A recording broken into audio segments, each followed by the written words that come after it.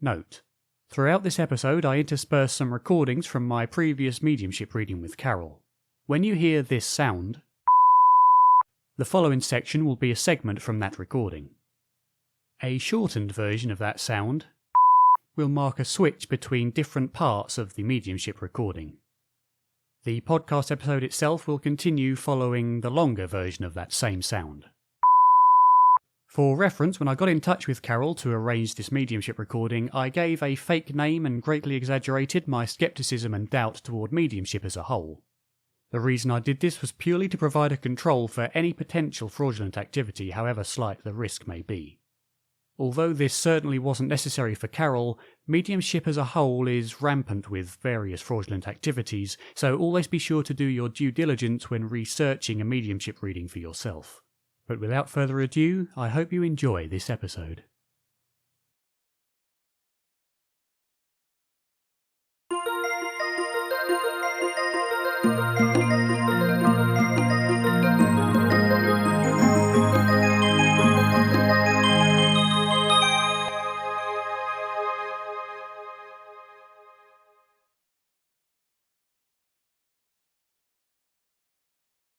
I was always very much, once you die, you die. What we are is the brain, that's it, gone forever. All this mediumship, it's all fraud, it's all nonsense. Anyone that believes it is just a wishful thinker. But after that happened and the anxiety started, the anxiety was focused around health and death, and the idea of death, because of what I believe, the idea of death and not existing for eternity frightened the pants off me. So I started looking at it, and I came across, I think, near-death experiences first, which didn't really do much for me until I started seeing the veridical perception, which is where people go out their body, see things that they shouldn't be able to see whatsoever. And that kind of piqued my interest. So then I started getting into evidential mediumship and the Windbridge Institute and things like that. And I changed my mind, really. But I've always been, very, very skeptical of everything, but not cynical. I think skeptical is actually healthy, to be perfectly honest. It is. Darren is your real name. Darren is my real name. Yeah. I can call you Darren, and they're not going to say who's you're talking to. No, you can call me Darren. Yeah, because as I think we're recording. Yeah, so as we're recording, we'll say, we did have a reading, didn't we? A few weeks ago, and I gave you a false name and not false information as such, but kind of exaggerated my skepticism. So this is the 19th of May 2023, and this is with Joel, and my name's Carol Green. For the benefit of the recording, I just put out the tarot cards and what we call a Celtic cross spread. As I explained, I intuitively read them.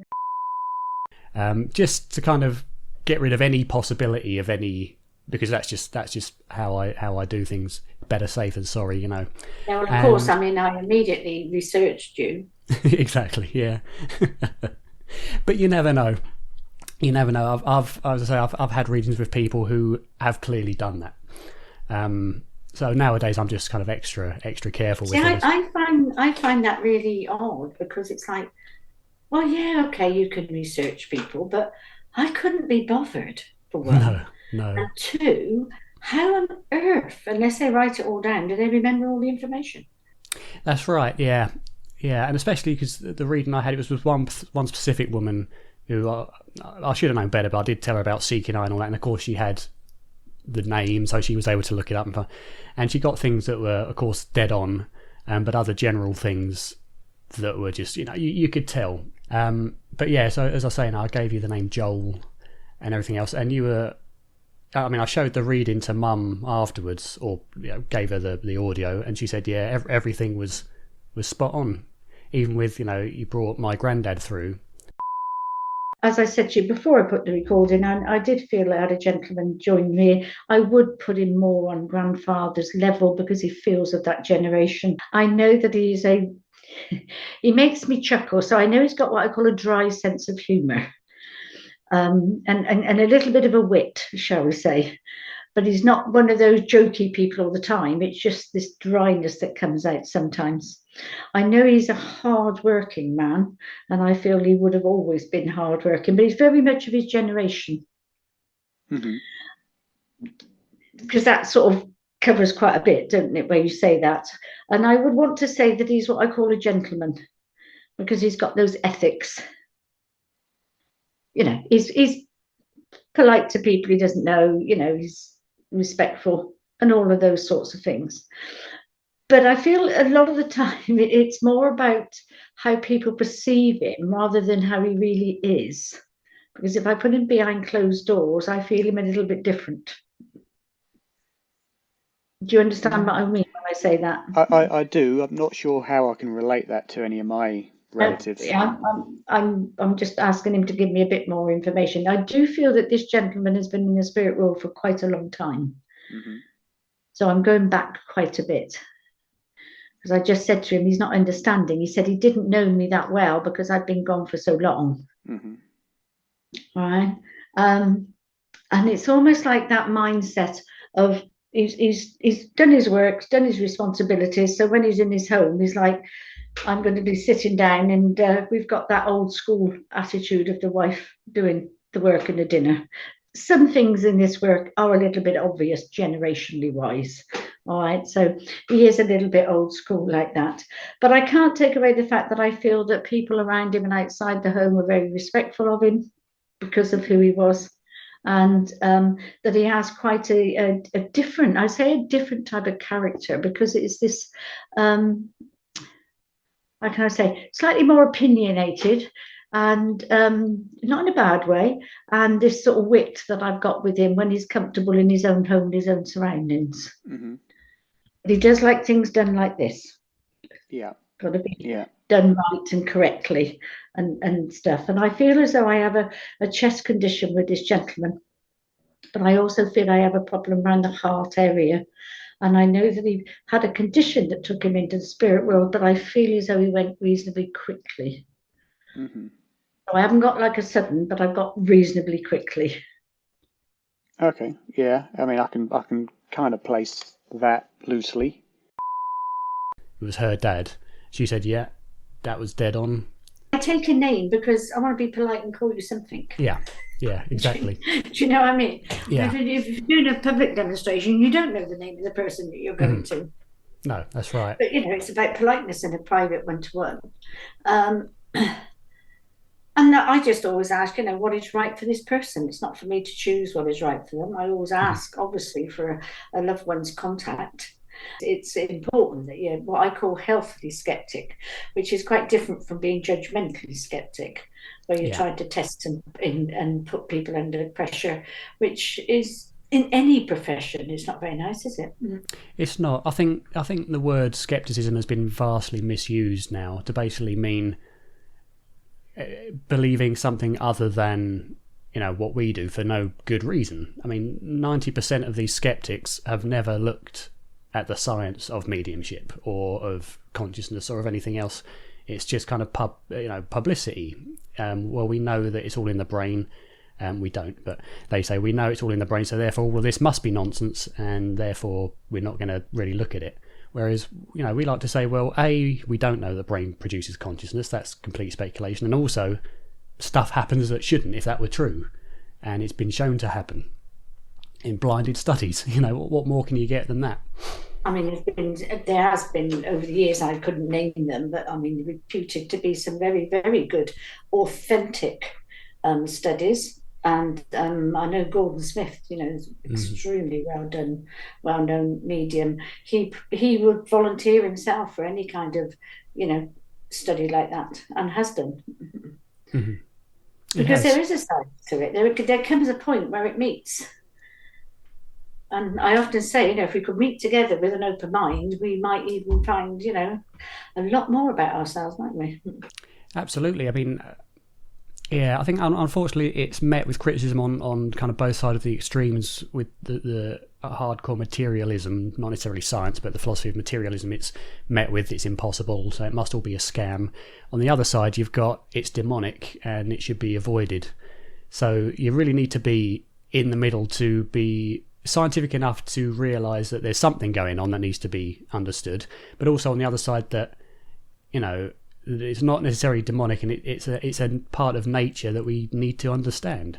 It's not demonic, it's not evil, it's just some part of being part of life that as of yet we don't understand. Bit of an evolutionary process, isn't it?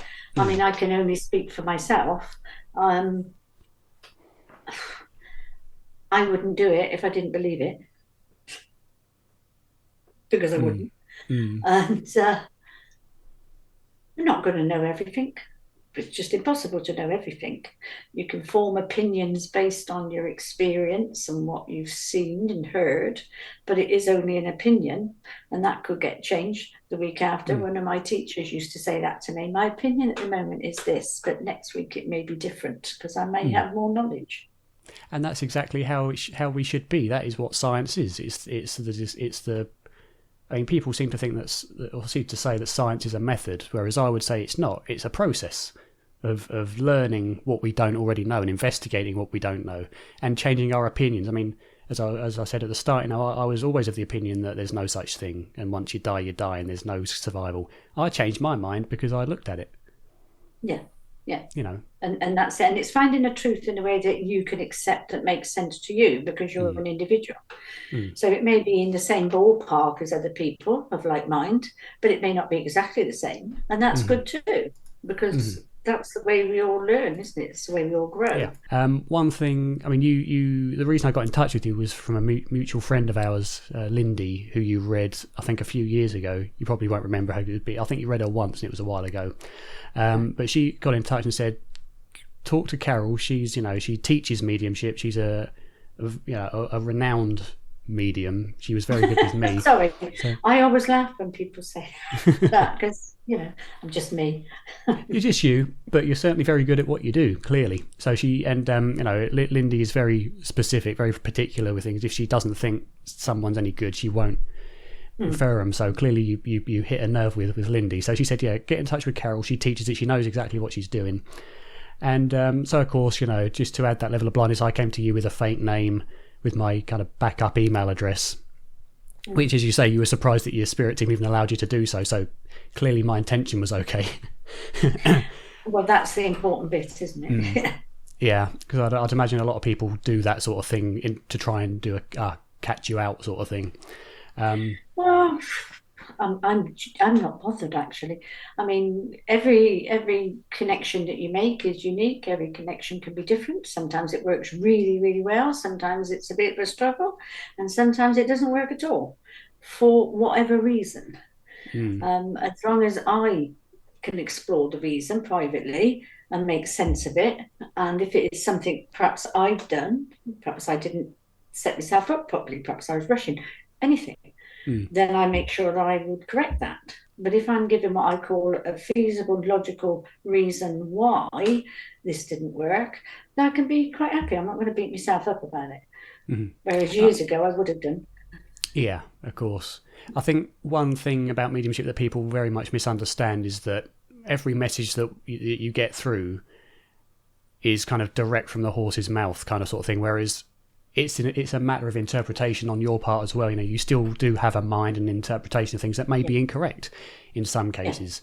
And people take that as cold reading or fishing, which some cases it is, but usually they're very obviously so. But I think what really differentiates between cold reading and maybe a misinterpretation is the depth of which other readings are correct. Because, you could get 100 things wrong, but if you get one thing right that nobody knew about, was so bizarre and so specific to one individual person that you're reading, I think the level of coincidence that would have to be takes any, reasonable doubt away, really. I mean, there's certain things about my life that if you were to tell me even one or two key words, I'd think that that's it. You're genuine, And you were, with my reading, I mean, fair enough, I did mention it first about my writing. Do you want me to tell you? I don't do think so's. Yes. Okay. I'm in the process of writing a fiction novel that I've started years ago, but I've just never had the motivation to really carry on with. Among other things, I'm also Sorry, you went to say you're also what? I was just going to say I'm also kind of in cryptocurrency investment, which is my main kind of income, or my only income at the moment. Exciting things just launched a couple of days ago, which I'm hoping is going to be the main game changer. So it could be something around there. Well, they definitely, as you said that, but how it works when you're working, how it works is it either sits with you, as in the medium, it either sits with them or everything goes, huh? No, that don't fit. So as you were talking, I actually got both of them fitting. Okay. But I want to go back to the book because I'm being shown it as a series. Yeah. Not as a one-off. So remember that, so that it can, so you don't sort of suddenly go, well, I'll just do this one. It's like, no, remember to leave the open end so that you can make a series. It was always going to be a series of at least 3 or 5 books. Yeah. Oh, now you just beat me to it. I was going to say 4 or 5, and then you beat me to it. So you're on the right track. Let's be clear about that. And the nice thing is, it's just the right size. So it's not too small, but it's not a great big tome that puts people off. All right, but it's being suggested that you ensure that you get the front cover right, how you envisage it, not how somebody who thinks they're cleverer thinks it should be like, because that'll make it sell. Somebody in the business might say, well, that doesn't really work. It's like, no, I know what I want, so you stick to what you want. Yeah. But you did then go on to say, no, it's going to be a series and it's going to do well, etc., etc., and some kind of more future-based things. So we'll see what happens when that happens. But it'll always be in my mind to think back to it.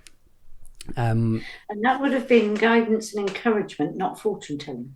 Yeah. I don't do. That's the other thing. Yeah. I think that's the other thing that's misunderstood, isn't it? Where people assume that fortune telling is telling you what is going to happen, as opposed to what you should do in order for this potential to play out. Mm-hmm. Yeah. And every medium that works, it all from the same source, but because they're all individuals and their own senses, which they use, which you have to use in this work, may be stronger in one element than the other. But like you said, if they've got it incorrect, and I teach my students, I said, you haven't made a mistake, you've just misunderstood. So you need to go back and reassess it and ask for some more information.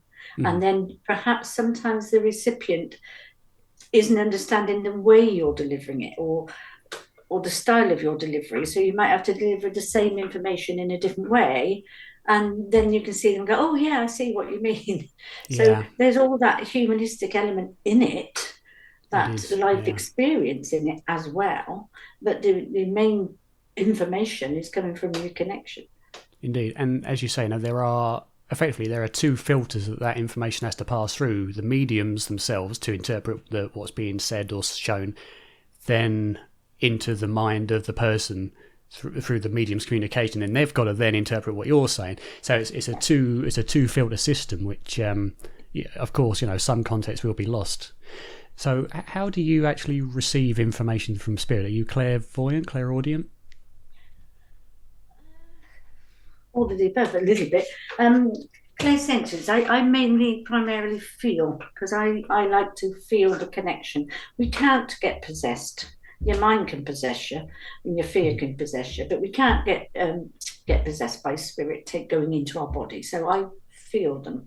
So I can feel the shape, taller, shorter, wider, thinner, male, female, get that impression. And I like to get it like that, because my mind is always asking and always questioning. I know I can't make that up. Yeah. If it was just in my thought process, I'd be battling all the time with my mind, thinking, oh, well, I could have read that. That's a bit obvious. That's just normal.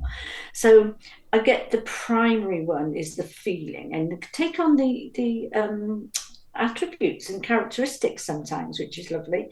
I remember years ago it was, I shouldn't laugh, sometimes it just makes me smile. A lady had come to see me, and I could feel her mother, and we'd had the reading, and just towards the end I could feel the presence of her mother getting stronger and stronger and stronger. And I said to her, now I don't want you to worry. I said, but I just want you to sit quiet. I'm going to turn the biggish light off so there's just a small light on. And I said, I'm going to close my eyes, but I don't want you to panic. I said, it's just an experiment. Let's see what happens. I didn't tell her what was going to happen. I didn't say your mother's trying to come through. I just reassured her that there was nothing untoward. So I literally gave in to the energy. Could feel the lady getting stronger and stronger and stronger. And all I could hear, all of a sudden, because I've got my eyes closed, I heard my dining room table fall on the floor. And this lady obviously had stood up and said, that's my mother. And you can't just open your eyes and go, oh, is it? You have to literally, because you're monitoring your own vibration of your own energy, of your own physical body all the time. Because who wants to be ill? Do you know what I mean? You can really put yourself out of balance. So I sort of took that time to sort of come back.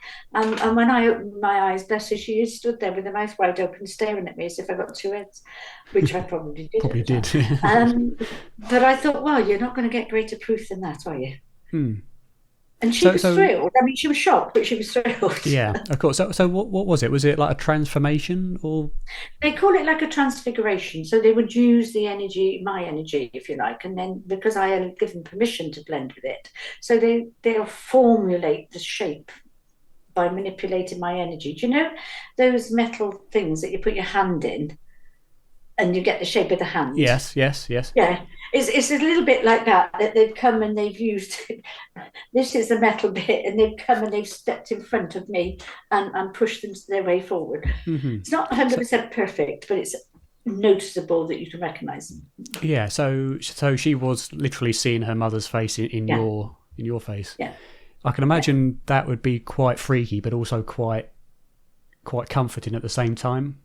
It was both. Yeah. Both. Obviously, I wasn't going to sort of trick her out the house. We just sat and I explained what it was about and made sure she was all right. But that has happened a few times. It may never happen again. We can't conjure it up. We can't say, oh, I'm going to do this today. You know, it depends how strong. I've seen it done on other people as well, which is fabulous when you're watching it. Yeah. That's I must admit, that is one thing I would be very interested to go to is a seance or a physical mediumship demonstration. But I wonder if I would be just very, it would feel very eerie, you know. But I don't know. I think it'd be fascinating to see just to have that experience. Well, everything is an experiment and everything is exploration, isn't it? And if you went once and you thought, well, that was a waste of time, don't be put off. Go, you know, if you hear reputable people and you get invited, because a lot of those are private places, private circles. And because you've got the same people sitting, they literally building an energy week after week religiously. And until you get to the point you think, well, okay, I did see something. It's opened my mind, but I'm still on the fence with it. Indeed. I think that is the best way to be, you know, acknowledge that something's happening, don't discount it, and just be willing to explore it. So I suppose something that a lot of people will think is when you say like you get the sensations you feel, you know, tactily, you feel these spirits come through, and you feel taller or shorter or wider or skinnier or whatever. People will think, well, how? Because you're still in your body, so how does that? How do you sense being taller or shorter? You know, well, it's all based on energy. Yeah. So I mean, it must be difficult to describe subjectively, but can you describe kind of how it feels, for example, to be taller when you get that? Well, it just feels taller. Yeah, exactly. Literally. It's almost like I'm sitting in my chair like I am now, but energetically I can feel my body going like this. I haven't physically moved, but I can feel my body going like that, and I might feel my shoulders go back. I've got a very, you know, a military type gentleman with me because I want to take on that position. If you like. So it almost feels as if kind of the sensations that we naturally have in the shoulders when we pay attention to it just kind of is suddenly up here. Yeah. Right. Yeah. But I physically haven't moved, but I feel as I have. And the same if it's shorter. I can feel almost like I'm shrinking, but I haven't moved. And the same if I have a different shaped body, like sometimes, you know, people who are perhaps more comfortable in their build, I almost feel my arms going out as if I need the room to allow for the extra weight. But I haven't actually done that with my arms. I just feel it. And the other senses is the hearing, and it's not like somebody's talking in my ear. It's like a thought that comes in your mind, and that's where a lot of mediums, when they're training, get a real struggle because you hear it in your own voice. Mm-hmm. So you're always thinking, oh, it's my head, it's my mind, it's my thoughts, but it's actually not. Yeah. And seeing is like a projected image in your mind. I call it sensing seeing. So it's like a projected image in your mind, and it may be just one little thing or a part of something. It's not like if I saw a person, somebody I can describe them, and they could show me the photograph, and I'll think, well, that wasn't what I was seeing, but I just described exactly what's on the photograph. But I, in my mind, aren't seeing it exactly the same. So it sounds very similar to the phenomenon of remote viewing, which is a more remote viewing is very interesting, actually, because yes, you can, there are people, who actually do practice that. And in the war, they were well known to have units that would do that. That's right. Yeah, it was Russia and America were doing it as well. There's no knowledge, so the care of the people who were undertaking it, because they weren't fully informed of what it is, the care of their well-being wouldn't have been there. So unfortunately, it was detrimental to quite a few of them. So you mentioned that, I'd imagine, very much like me, you like evidence, and you like to, have solid proof that what you're doing is genuine. What can you give any examples? I mean, from our own reading, I can give one example. You told me when I was telling you about Ty, our little boy that passed away, and when he was wetting himself because he was old, and we always get this smell of urine kind of, but it's Ty coming up, and Mum smelled him a lot more than me. And you said to me, within the next 2 weeks he will come and you will get this smell. I didn't, but I think it was like a day before that 2 week time period. So I was I wasn't looking for it, but I was aware of the timeline just so I could. And I think it was like a day or two before that time period was up, Mum got it for the first time in months. Somebody has sensed him since he passed. Mm-hmm. Somebody's actually sensed him, so he's still around. And the thing with pets, from a spiritual perspective, if we have loved them individually, we create their own soul. So they will be an individual spirit that will still be attached to the family. If it is a herd animal, they go to a group soul. Mm-hmm. But by the love that we put on them as individuals, we literally keep them as individuals. And I heard that given out in trance several years ago. And I always queried and thought, is it true? Is it true? Until my dog went. And then I realized actually it was, because I've lost 2 dogs. And the way they come back to me is almost confirms that. Yeah. You might like to think of him like that, because he still will be part of the family. Mm-hmm. Mm-hmm. And sometimes you get a smell. Bless him. Did he smell a little bit before we went? Yeah. All right, because I suddenly thought, oh, that smells a bit strong. Bless him. So he's doing his best to try and give you little bits that you can accept, to let you know I am all right. Mm-hmm. And I actually was very, very grateful when I passed. Yeah. We get the odd smell of urine, because obviously he was incontinent at the end. Yeah. So he was very grateful. And like I said, whether you took him to the vets, you've only got a day in it that he would have gone. Do you know what I mean? Yeah. He was. Yeah, we were fortunate. He was put down at home on his bed. Yeah. Bless him. So he's very relieved about that, because it took him seconds to go, didn't it? All right. Bless him. A lot of it was his age, but he did have things wrong with him as well, because he had more than one thing wrong with him. Yeah. All right. But it's important that he keeps saying, I wasn't in pain like people thought, because people worried that I was. I was uncomfortable. Mm-hmm. I couldn't quite understand what was going on. I just knew I was a bit like this, and he just made me drop my head and feel heavy and lethargic, shall we say. And to prove, I said to him, now, obviously, you give me this information, but we know Joel, he likes to have proof. And he said, I'll tell him I'll come back within the next 2 weeks. He will smell that smell again. Don't have to look for it. It will come and you'll go, oh, hang on. This is his way of saying it was me. Okay. And this is a I'll way. look out for that. Yeah. You don't even have to look out for it. Do you know what I mean? Because otherwise your brain will start smelling it.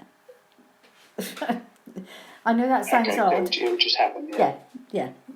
Because otherwise, you might get a smell and might make it think it's that. And it's like, no, just wait. It will just come unexpectedly. So that was pretty interesting, because although you said that I interpret that message that came from Ty was meant more for Mum, because he was much closer to her than he was. I mean, we were all he was the special boy, but he was Mum's. I'm sure he's one of Mum's soulmates, So that was interesting, because she hadn't had a smell of him for months, and then within that 2 week period, as you said, it came through. Now that could have been suggestions. I'm always asking for verification, because certain things we cannot prove. No. Certain things we give, but we can't actually prove it. So I always ask, you want some verification here to validate what you just passed on to me. Indeed. And there's no good saying, for example, what you've just said, that you're going to get that smell, pleasant as it is. Not. It's horrible as it is when it's associated to someone you love. It's nice to you've got to put a time frame on it, you see. There's no good be saying, oh, you're going to smell it, because you could say 10 years down the road. And you think, oh, yeah, I did. And it's like, oh, I forgot that. Well, that's no good, is it? It's got to be relevant. It's got to be sort of almost backing things up all the time.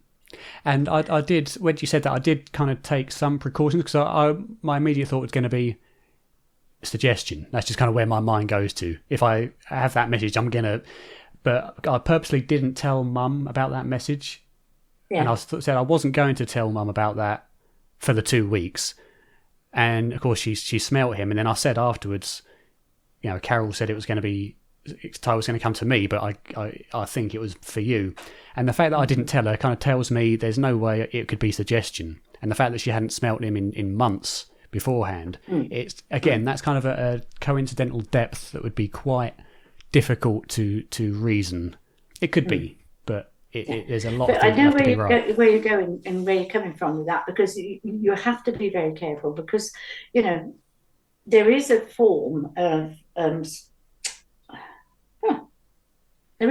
psychology in this, because there just is. I don't think that's the word I was looking for, but the psychological well-being of a person, as you rightly know, if I say that, it's going to plant it in their mind. They're going to look for it, and they could conjure it up, because they could conjure it up and believe that it's happened. So you have to be really, really careful. And we are, as mediums, very responsible for the well-being of the recipient that we are working with.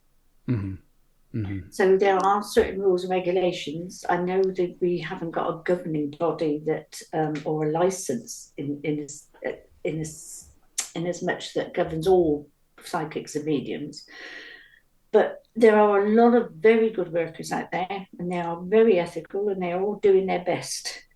But at the same token, as with any other profession, because it is a profession, there are some really, really bad ones. Absolutely. You really just get a little bit of information and grasp onto it, or they don't go into it. You have to go into the information sometimes. Somebody came to me once. I was doing a charity event. She came in. I was just giving a quarter of an hour reading, and did the reading. It's all very pleasant, quite happy. And I said, "Any questions?" And she said, well, I was told years and years ago that I was going to die when I was 42. And I just looked at her and I said, pardon? She said, well, I'm 42 and I've been living in fear ever since. Well, luckily enough, I'd given her enough information that negated that sentence for a start. Right? Now, if I'd have done it afterwards, she would have thought I was just trying to make her feel better. Yeah. So I just said to her, were you not listening, girl? I said, no, I'll explain to you. Not knocking the other worker. They may have just seen a dark space in their mind. They may have got to a point where everything just cut off and went blank. Now, as a trained medium, as any other reputable worker, you don't just stop and think, oh, I don't like the look of that. Why am I seeing that? What does it mean? What is it telling me? So you're asking all these questions all the time in your head to get understanding. So when we have traumatic events in our life, well, of course, it's going to look a bit grey or a bit dull, isn't it? It could mean you completely change direction in your life. It could mean many things. So because it's symbolism. Yeah, it's literally push past the boundary. If it makes you feel uncomfortable, you have to push past it, because you've got to make sure that your client is careful. Yeah, but indeed. Also has to be honest. Yeah. It's a difficult thing to balance, to gauge, I'm sure. My dad had a similar experience to the lady you were saying. He's never believed in psychics. I mean, he thinks they're all fraud, still does, I think. Although he's more open to it since he had some weird paranormal experiences, but even so. And he was born in 1966, the year England won the World Cup. Oh, yes. In football or soccer for American people. And he went to a medium, I think sometime after that. He wouldn't have gone when he was a baby. But and she said, well, you were born on the year England won the World Cup, and the next year that England won the World Cup is the year you're going to die. So, of course, every time the World Cup's on and England are doing all right, he starts to get a bit nervous. Even though he doesn't really believe it, he still gets a bit nervous that they're going to win, and then that's going to be the end of his life. So I can see kind of how that kind of prognosis, so to speak, would cause some concern for those who really do believe. That's disgraceful. That's actually disgraceful to say that to somebody. Yeah. If you are asked direct, I was asked by a lady absolutely, completely direct to my face once, again, another charity evening, and that makes me sound precious, doesn't it? And she literally said, will I be here next year? Will I be past? And I hadn't been long working publicly, so I mentally asked my team, is this appropriate? Because I will either have to say I'm not being told, or it's not something I do, or whatever. And I was told quite clearly, no, you can tell her, she needs to know, because she needs to know. So we carried on. It's not as easy as just saying, oh yes, of course you are. You got to get some evidence. You've got to get something. I said, well, you give me something that's down the road past this year that, we can validate. Verify it. Yeah. And I remember thinking afterwards, my God, I was like this, sweating a bit. And I thought, oh God. And she was all sort of loosely on my mind. And I went to the Alpha Affinity College once, and this lady came up to me and she said, you don't remember me, do you? And I said, no. So this was 2 years later. And she said, I was the one who asked you that. She said, I had cancer. And she said, I'm all right now. She looked completely different. Her hair was different. She looked great. Yeah. So from a personal point of view, it was like, oh, that's nice then. That settled that. It wasn't about me going, yippee, I got it right. It was more like, I keep worrying about her, so I hope I got it right, Indeed, yeah. And you never know, given that message that, yes, you will be, even without that validation, I suppose just that message, if that came with other evidence that gave her the comfort that what you were doing was genuine, that is even just that knowledge or that belief that she was going to still be here might have positively influenced, because there's a lot of research, especially with things like the Chinese no medicine clinics that my friend Lindy was telling me about, that allegedly are able to reverse cancer just by believing or living as if it's not there. Yeah. And completely agree with it. It's not going to be in every case, but I agree with you completely on that. See, that is something I am extra skeptical of, mainly because I've never actually looked into it fully, and of course from the epidermis of it, it looks a bit impossible, I suppose, medically speaking. But if it seems to happen, and we know that the placebo effect how powerful that can be, and it seems that the effect is there, and clearly suggestion and belief can have some influence over your physical body, which would make sense if we're talking in terms of energies. Yeah. You're quite right. Absolutely. I saw somebody years ago, before I even knew about this work, my children were small, I worked with this older lady. Her husband had diabetes, and she used to come in every time I saw her and say, "Oh, I took a test." And I said, "Well, why are you taking a test? You haven't got it." And she came in this one day, and I'd never seen anybody look quite so satisfied to say that they were ill. Oh, I've got it now. I thought, oh God, you've just given yourself that. Yeah. So if it can do that, why couldn't it be in reverse? I must give you afterwards the name of a very dear friend of mine who is a healer and has had some very good results. Oh, that'd be great. And he works with a spirit doctor called Dr. Manners. That sort of stuff does fascinate me, because again, then it comes down to the science of, well, what actually are we? Because then that implies that we are far more than just, bags of meat, as most people have you believe. And then, of course, when you start to look at that, you start to look at energy, you start to look at different bodies and different philosophies, and then that rolls over to how does mediumship work? And it all connects together. And, diving into that sort of thing philosophically is quite fascinating, really. And then people sort of say, oh, well, I had healing, didn't do any good. Well, sometimes it doesn't, because it's not meant to.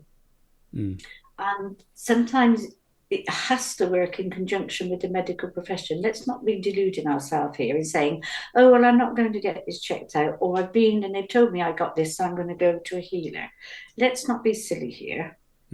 Work in conjunction sensibly. Yeah, indeed. Get the healing as well. Yeah, use the healing as a supplementary kind of medicine. Yeah. I think when people talk about healing, energetic healing, spiritual healing, they immediately think of the faith healers who put their hands on your shoulder and say that the spirit of Christ will come into this person. And I think that has kind of tarnished the actual science behind energy work. Yeah. And it's a case of being we call it like just be an open channel. You're working with an unconditional love. And I accentuate the difference between emotional love and unconditional love, because we all know what emotional love can do. It just gives us all problems. But unconditional love is when you can literally dig into a part of yourself that you aren't there. You're not steering it. You're not saying I want this or making demands. You are literally giving. And you leave yourself as an open channel and then allow that energy and ask for it's what is right for this person, not what you want for them, what is right for this person. And whatever label that you call it, whether you call it, God or Mammon or the tree at the bottom of the garden, it doesn't matter. It's the intent where you're coming from that helps, the power of it. The whole of your own being and your own spirit will talk to you. I'm sure that you yourself now have gone down to do something or made a decision, and you've made it with your brain, and everything in your body is going, no, I don't think that's right, but you're not listening to it. And you go down the road, you turn left instead of right, and it's like, why didn't I listen? I knew I had to turn right. Yeah. I know that sounds a bit silly, but it's about here, listen to you. You've got all your knowledge that you need. Believe in your truth, Darren. It's not about other people. It's not what other people believe. It's not how other people perceive you or see you. It's about you believing in your truth, based on your life, based on who you are and the light that you are that you carry. Yeah. And I think, everybody, as you say, there are as many different paths in life as there are people on the planet, because everybody's their own existence in and of themselves. Now, everybody's their own universe. So I think trying to standardize everything makes things difficult. Yeah, my favorite quote at the moment is one I came across a couple of weeks ago, and it says, be yourself because everybody else is taken. It's pretty good, isn't Very it? true. So I'm going to actually get it printed and put it on the wall so people can see it and remind themselves. That's a good idea. Yeah. And I think, again, this is where issues arise with let's say, standardized, organized kind of belief systems and things, because it doesn't take into account that everybody's their own person. Especially it's bad in politics, especially at the moment in the US, where it's if you're left or right, you're my enemy. Whereas 99% of people are going to be somewhere in the middle with their own nuances. And it shows you how classifying yourself into a certain identity, a certain group, will naturally mean that there's an enemy. Whereas in reality, that's just in your head, because everybody's different, have different beliefs in different things, and it just causes division. And I think that's why we're seeing a lot of issues in the world, and it's a shame. So if some of these spiritual understandings can make their way into most people's lives, a lot of that should go. You will see that a lot of people in the profession, and they don't necessarily have to be working mediums, but a lot of people who have that, I call it a belief. I don't like to call it a religion. I don't like to call it a faith, because that looks like blind faith. I call it a belief because most people, that's why I like the spiritualist movement, because it enables you to search you. It enables you to be free to be yourself and form your own judgments. But there is a lot of people who have that thing, that sit in circles, that meet regularly and do what we call a healing circle. So if you imagine seeing the world and you're looking down on it, can you imagine it would be like the stars in the sky on the earth? There's all these little absolutely genuine people sending out healing, not for themselves, but for people they know, or for the planet, for the animals. But it is the same level of unconditional love that they are trying quietly because they can't stand on a soapbox. They don't want to go into politics.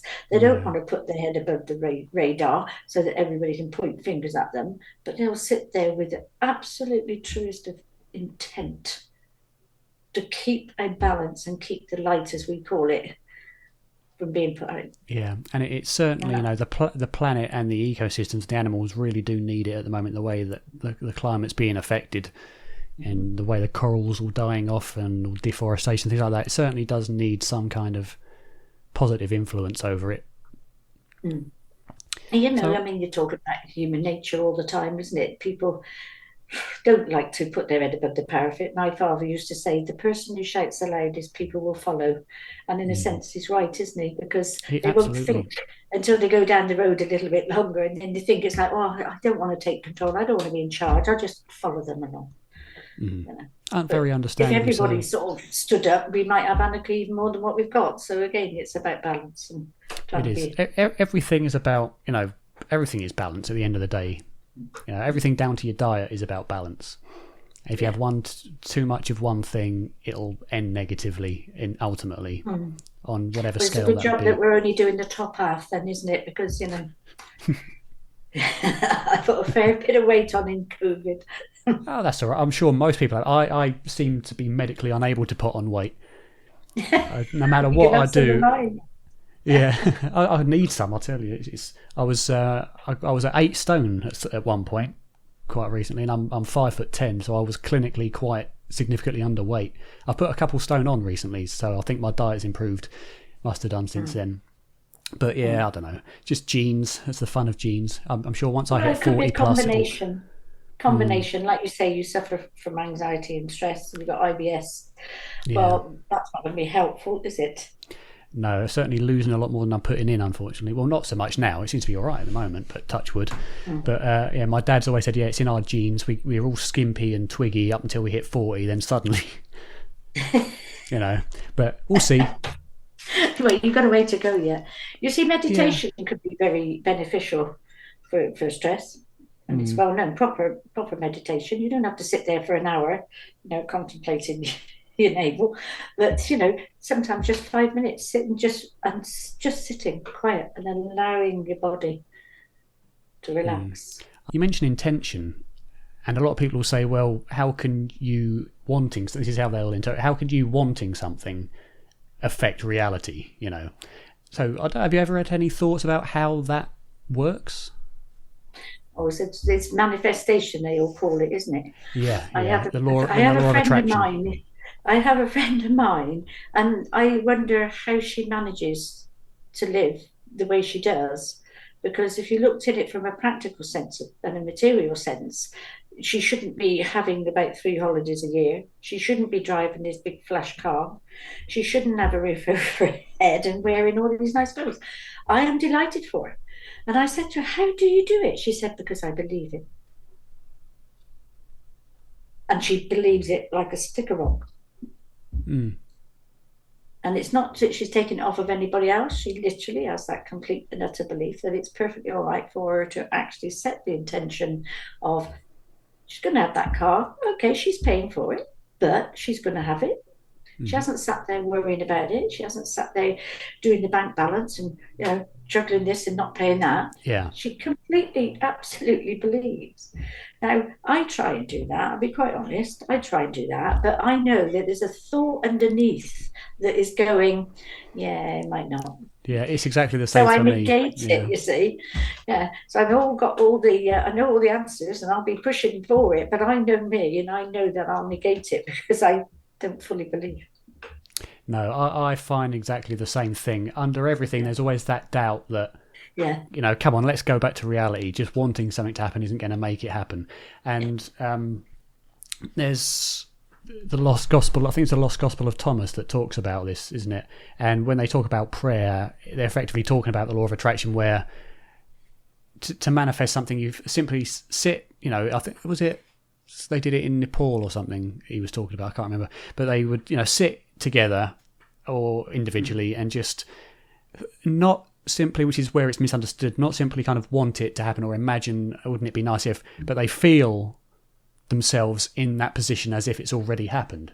Yeah. So in the case of your friend, because she's living as if, this is always going to be here, I can do this, I can do that, she's feeling as if it's present all the time. Yeah. And not feeling as if, well, what's going to happen when I run out of money? What's going to happen? Because that's not ever going to happen, because I know that, because I'm living that now, even though it's not physically here. And that seems to be a very powerful effect. I think they even did studies on that. Maybe not. Maybe it was just an anecdotal thing, but in the monks in Tibet or something like that, that's what they do. Mm-hmm. And that was written in the Lost Gospel of Thomas from the Bible, I believe. I mean, there's that saying, isn't there? Let go and let God. And it's amazing how you just sort of go, oh, yeah, right then. And it literally, as long as you don't mess it up yourself, as long as you don't try to be clever, you go with that flow, as I call it. It's surprising. I like to say to people sometimes, have you never practiced it with the car parking space? And of course, they all go, what? And I said, I've got a 98% record of success on the car parking space. It's a good, simple way just to practice it. So before I set out on the journey, and I know where I'm going, or I might know the road or the area, and I will just send a thought out in my mind, oh, thanks for providing the parking space when I arrived. And I always have to put the rider as big enough for me to get into. It's me reversing, it's okay, but it's not brilliant. And I have literally turned up at midnight, if I'd been out working in my street where I used to live, it was street parking right outside the house. And I would drive down the road and think, oh, not a space. And I could get down and all of a sudden a car would pull out, leaving. And I would go, that's clever. That's absolutely clever. So that's why I say 98% success rate, because I do believe, because I know it's going to happen. So I completely believe that. Yeah, I don't think to myself, there's going to be one. And but I suppose the more success you get, the more convinced you are that it's an effect. So therefore, the more, and it's a I never get this word. It's an ongoing effect. It's cumulative, whatever. Yes. I often wonder about that though. How does that affect other people's lives that would need to be involved? So if your intention is to find a car parking space, what would then trigger that person to have to leave at that specific moment, or if you think, I want to be rich or whatever, or even, not just think that, but do what we're saying, really believe it and then become rich. What about, what does that mean for the person that lost out on money because that's gone to you? You see what I mean? And what about their intentions? I know what you're saying. Yeah. You see, that's a different thing, because that's a little bit like avarice, isn't it? And I think that's why I don't work well on that level, because if I'm just looking for parking space, I'm not pinching it off anybody. As I said, 98% success, 2%, somebody needed it more than me. That's fine. Can live with that. If I get it to a junction and the traffic's going like this, I just send that thought out, could you make a gap big enough for me to get across the road? And I perpetually sit there grinning, because literally within 30 seconds either somebody will stop or there's a big gap. Now, I'm happy with that, but I would find if I was doing it for money, as much as we say, well, I would like that, I think there's an element of avarice there. So as a human being, personally myself, I find that I don't work very well on that level. Mm-hmm. You're not taking it from somebody else. There is an abundance of energy in this world. And I like to say it's more about universal energy rather than the mediumship when we're talking to an intelligence. Yeah. Because a universal energy is, it either is or it isn't. It's a straightforward. It's a positive or a negative. Mm-hmm. So I suppose, getting into that, there's an argument, isn't there, about mediumship and the information that comes through. I mean, there's the argument that it's all nonsense, but ignoring that, for the side that believe, the argument is it an actual intelligence? Is it the person that is still an individual themselves with their own thoughts, their own mind, their own memories of their life coming through? Or is it the so-called super psi, where you're reading, or in fact there's three, where you're reading from the person's own consciousness with the illusion that it's someone else? But also, is it that you're accessing some central database, akashic record of information, and it's not actually the individual? So it's kind of a three-way possibility. What's your thoughts on those theories? Yeah, well, as I said earlier on, because I feel spirit, I know I'm speaking to these people. I know that. You know, I mean, as I said, it was just in my mind, and I would be having a battle. This is where because as a trainer in this work, I try to get my students to understand what they feel like, as in them physically, and then we go on to what does our intuition feel like. And then we go on to what is psychic. Now, psychic is connecting to people's energy, and that is where you are reading the energy around a person, around an item. So you're connecting. So you're quite right on that level, that you are reading what has already been there. Mediumship is receiving. And there's where the difference is. It's a subtler vibration.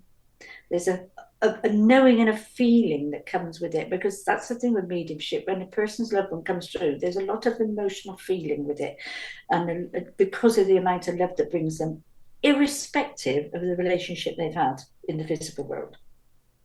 Because to make that link, there has to be a loving link there. Mm-hmm.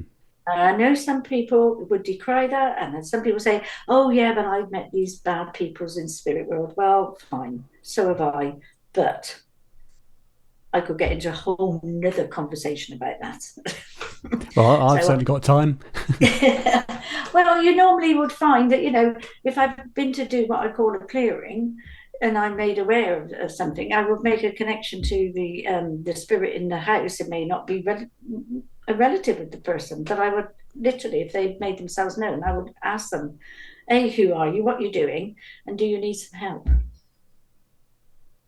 Because we have to, again, these are people who are the same people. They have fear, they have shame, they have guilt. They're going to experience all those emotions. And they may pass into the spirit world and think, well, and be of a religious mindset that it makes them think they're not worthy to go wherever they think they're going.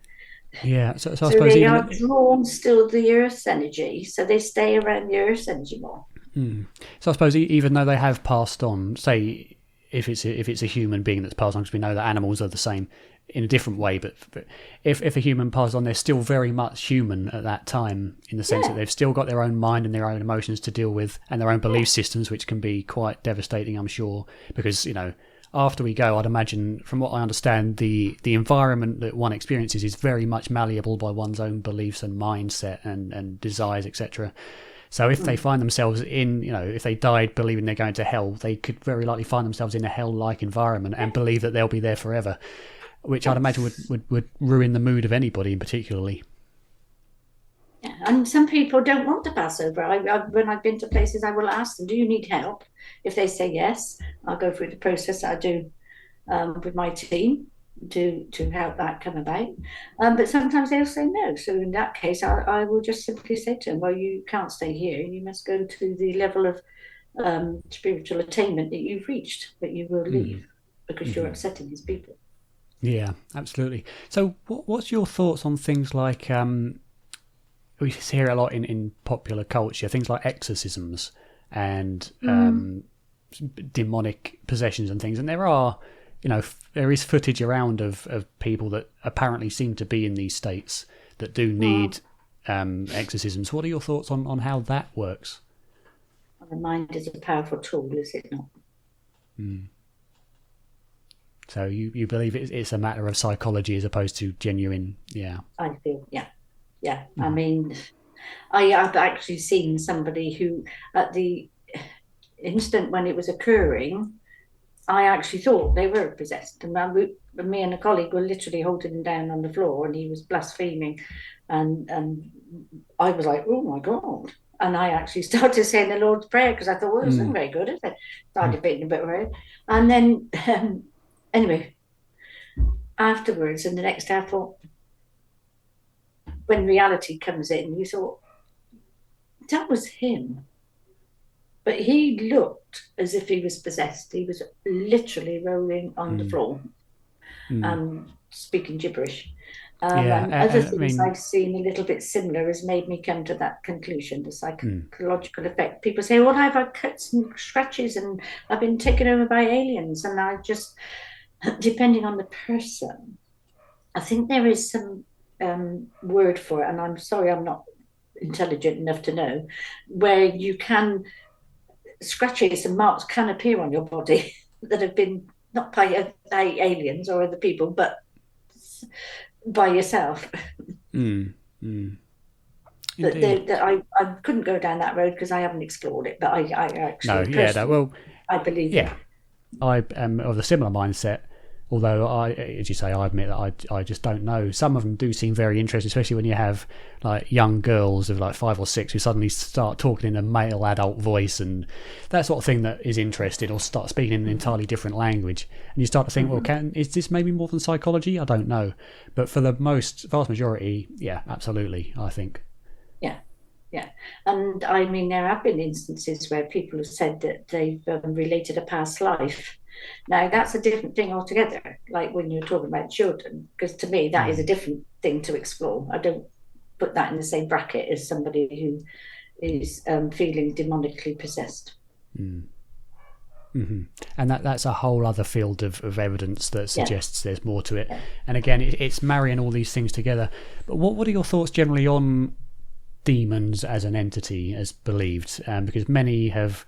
You see it on YouTube, which is the A+ quality of evidence, but you see people on YouTube who go into these houses and have these things thrown around and hear demonic things on EVP recordings, and then come back. And even some genuine forms of evidence of parapsychological studies that have suggested that demonic hauntings and demonic entities do seem to inhabit certain places or certain things. The old Annabelle doll and things like that. What are your thoughts on that kind of category of being?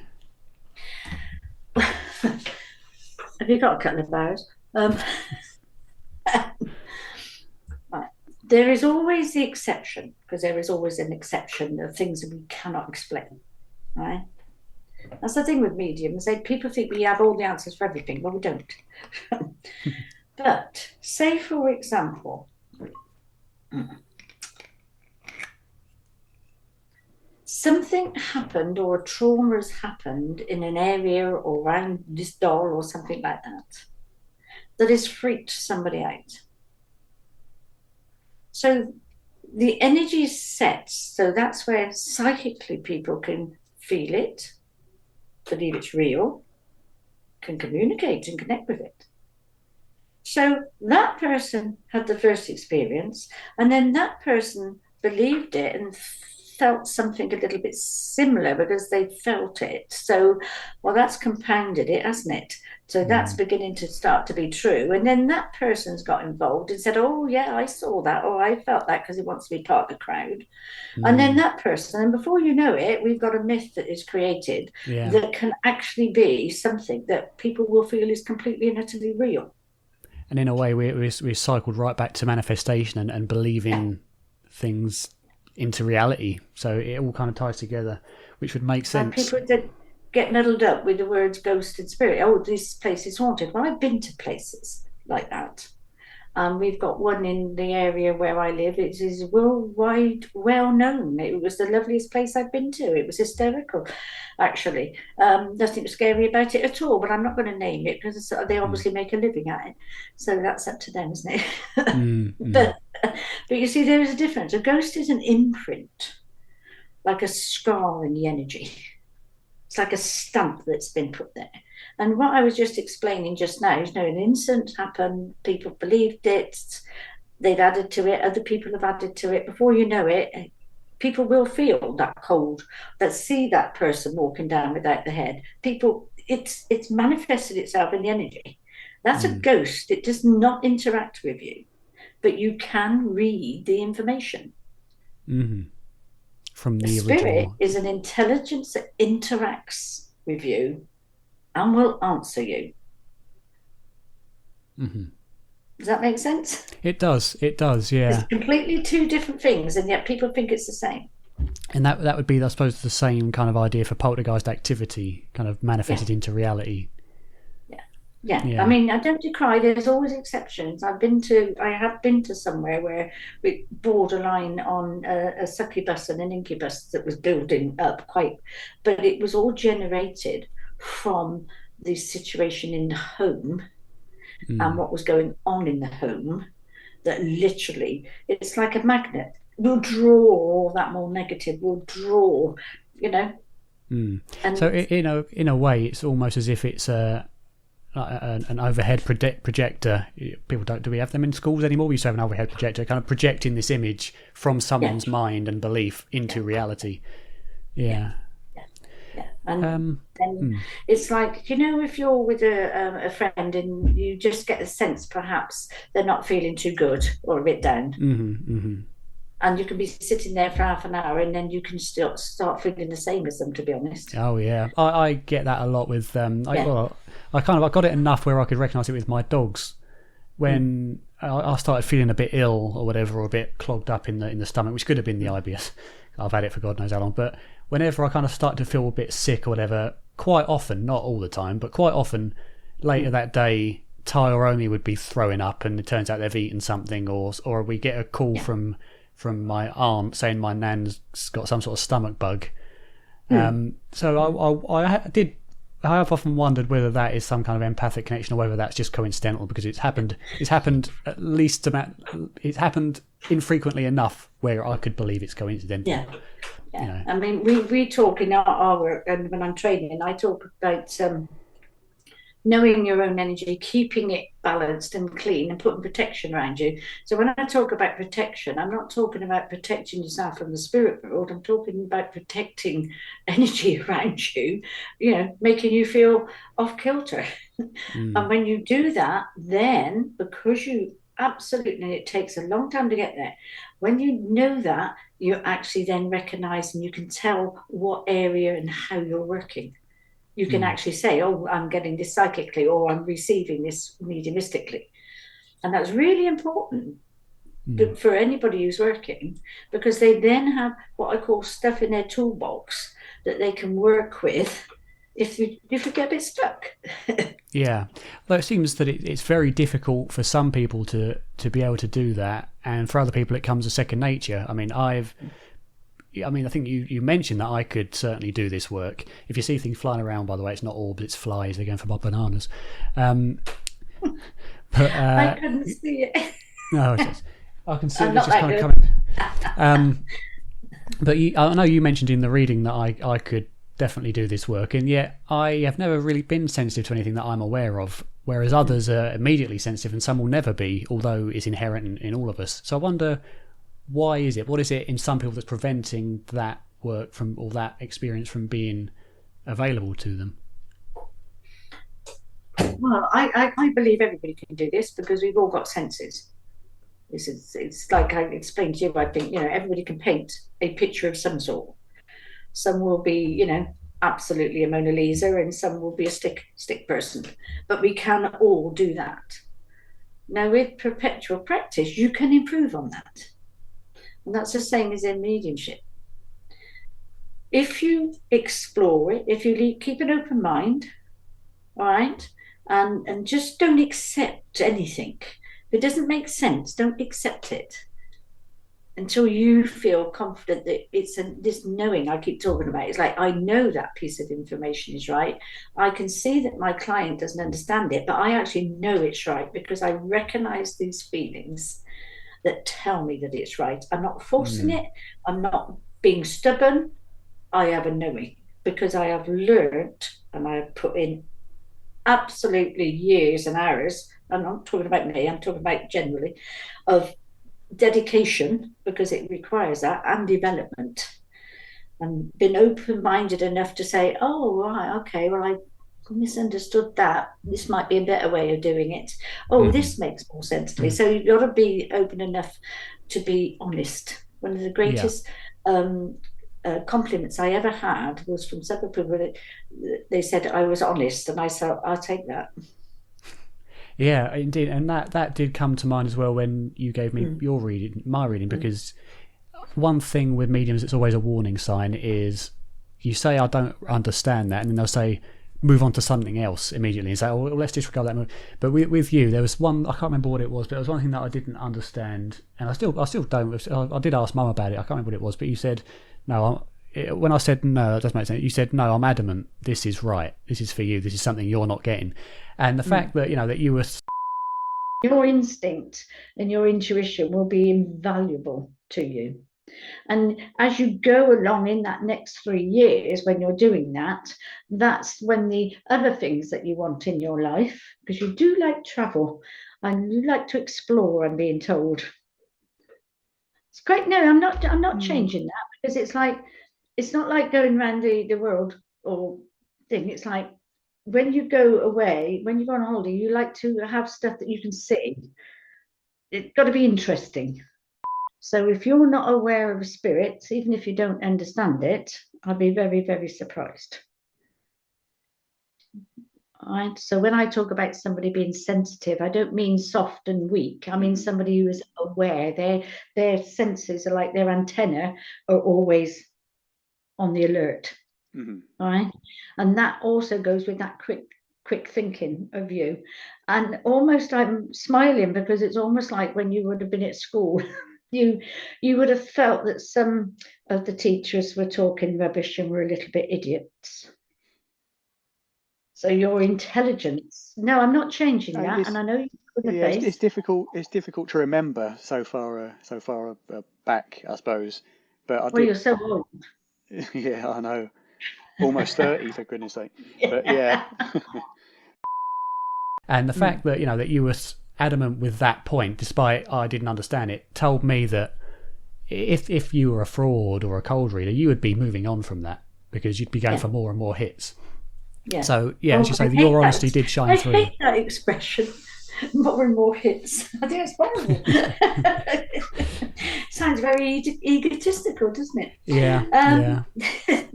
So I've probably gone slightly off track here. What were we talking about? Oh yeah, about whether you could do it.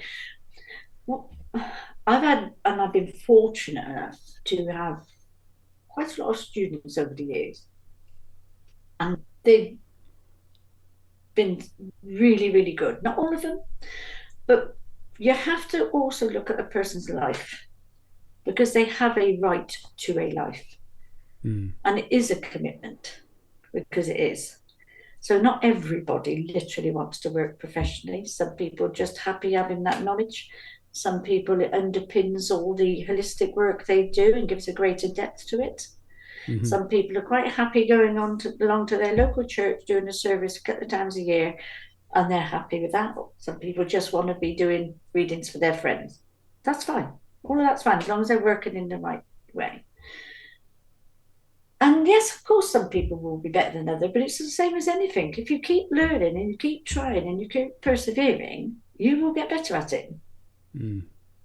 Your choice is whether you want to do it. Because, you know, don't eat a couple of hours before you're going to do a public demonstration, right? Don't do this, don't do that. No, it's not a good idea to be doing that.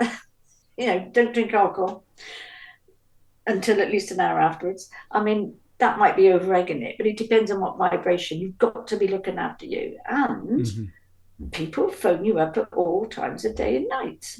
There's no boundaries. I don't care what you put on your website. Mine says office hours are 9 till 6. Well, some people are lovely and they read it. Other people don't. Other people take the mick and send you false names on emails and stupid things like that. Oh, yeah, I met somebody like that. Turned out to be a very nice person. Oh, good.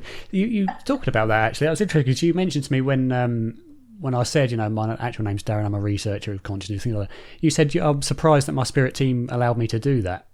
So yeah. What have you had experiences with that before? Normally I get a slight sense of don't touch that with a barge pole. Do you know what I mean? Something ain't right. But I have to explore it. I haven't got my spirit team speaking in my ear all day long, giving me information about what is the right thing to do. Because I, as a person, have to find out for myself in my life path. You've got two things. When I'm working, I'm connected, and I am working for other people, and I've got all the information that I'm able to access. When I'm not working, and I'm disciplined on that, I'm just me. So I often get some people say, I can't believe you've just done that with the work that you do. And I said, well, why not? I'm just me learning my journey. Two different things. You cannot go around 24/7 completely linked in and giving messages. And I think it's a complete no-no when I hear of people who go up to strangers in the supermarket and say, oh, I saw your granny came in with you. You do have no idea what that person, how it's going to affect them. Just because you've got a contact doesn't mean to say you have to give it. You have to check first to see if it is the situation is right, if it's appropriate. Yeah. It may make you look clever, may make you look interesting, but actually, did they ask you? Indeed. I said earlier on, there's always the exception. I have been in positions sometimes where my team have come straight in a situation that's developed in front of me, where in a normal conversation, as in a normal conversation, I've been able to pass something on to somebody without them even knowing I was being given it them by their, I call them Auntie Marys, by their loved one in spirit. But, if I just said, well, actually, my darling, I'm a medium and I'm being told this because I've got your mother here and blah, blah, blah. That's about me. That's about me showing off. So in a normal conversation, if it is important and it is necessary, and the spirit world wish to pass on some help, guidance, support, whatever, to their loved ones, it's almost like, oh, there's the connections. We can see they'll listen. They're in the same place. We can put this together. And I always ask my team, is it appropriate? Because sometimes we do just get information, and I always say, is it appropriate? Because if it's not appropriate, I ain't opening my mouth. But it would be delivered in a chatty, normal conversation. Yeah. And it'd just be brought up very naturally and without kind of pushing the... They may never know what I do. And you'll find a lot of people, I mean, the lady down the street, who has you in for a cup of tea and a piece of cake because they think you need cheering up. How do we know that they're not working in the same way? They may not know it, but the result and the empathy and the care for their fellow man is still there.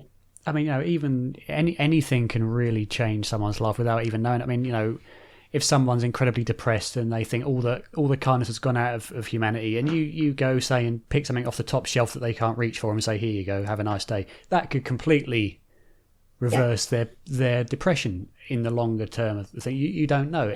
The smallest of gesture, and you do have to question, have I been kind of led in the right place at the right time to do that by something else? But of course, most of the time, you'd never know that you've had this effect. But at the end of the day, does it matter as long as it worked? That's right. Yeah. Really, because we can overthink things and we can overact things. And I mean, generally, with what you're doing, it's a different thing altogether because you're researching and you're delving and you're trying to. And it's who you are and what you do.